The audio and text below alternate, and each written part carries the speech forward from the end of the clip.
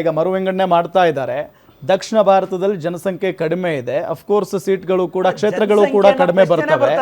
ಆ ನಿಟ್ಟಿನಲ್ಲಿ ದಕ್ಷಿಣ ಭಾರತದ ಪ್ರಾತಿನಿಧ್ಯ ಕಡಿಮೆ ಆಗಲ್ವಾ? ಒಂದು ಟ್ಯಾಕ್ಸ್ ವಿಚಾರ ಅನ್ಕೊಳ್ಳೋಣ, ಒಂದು ಕೇಂದ್ರದಿಂದ ಅನುದಾನ ತರುವ ವಿಚಾರ ಅನ್ಕೊಳ್ಳೋಣ, ರಾಜಕೀಯ ಅವಕಾಶ ಅಂತ ಅನ್ಕೊಳ್ಳೋಣ, ಕಡಿಮೆ ಆಗಲ್ಲ ಅಂತ ಅನ್ಸುತ್ತೆ. ಯಾವುದೇ ಕಾರಣಕ್ಕೂ ಇಲ್ಲಿ ನೋಡಿ, ಇದೇನೇ ಇದ್ರೂ ಇವತ್ತು ಸರ್ಕಾರ ನಡಿಬೇಕಂದ್ರೆ ಎಲ್ಲ ನಂಬರ್ಗಳ ಮೇಲೆ.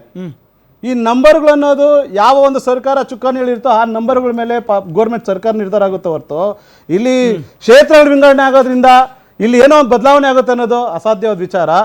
ನಾನು ಇಷ್ಟು ಹೇಳ್ಬೋದು, ಇವತ್ತು BBMPಯಲ್ಲಿ ಇದ್ದಿತ್ತಂತ ಒಂದು ಎಲ್ಲ ರೀತಿಯ ಸೌಕರ್ಯನ ಇವ್ರು ಕೂಡಲೇ ಬಂದಿದ ತಕ್ಷಣ ಫುಲ್ ಗೌರ್ಮೆಂಟ್ ಬಂದಿದೆ, 136 ಮೆಜಾರಿಟಿ ಬಂದಿದ ತಕ್ಷಣ ಯಾರನ್ನೂ ಕೇಳದೆ ಇವರು BBMP 5 ಮೇಯರ್ ಕ್ರಿಯೇಟ್ ಮಾಡಿದ್ರು. ಇಡೀ ರಾಜ್ಯ ಇವತ್ತು ಅಪೋಸಿಟ್.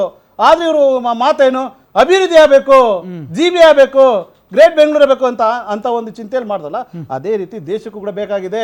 ನೀವು ಈ ದೃಷ್ಟಿಯಿಂದ ನೀವು BBMP ನೋಡಿದವರು ಇದೇ ದೃಷ್ಟಿಯಲ್ಲಿ ದೇಶ ಯಾಕೆ ನೋಡ್ತಾ ಇಲ್ಲ ನೀವು? ಸರ್, ನಾವೇನ್ ಕೇಳ್ತಾ ಇದೀವಿ, ದಕ್ಷಿಣ ಭಾರತದವರು ಅಂತ ಅಂದ್ರೆ ಈಗ ಉತ್ತರ ಭಾರತದವರ ಪ್ರಾತಿನಿಧ್ಯವೇ ಜಾಸ್ತಿ ಆದಾಗ, ಸಂಖ್ಯೆ ಜಾಸ್ತಿ ಆದಾಗ ದಕ್ಷಿಣ ಭಾರತದವರನ್ನ ತುಳಿಯುವಂತ ಕೆಲಸ ಆಗಲ್ವಾ?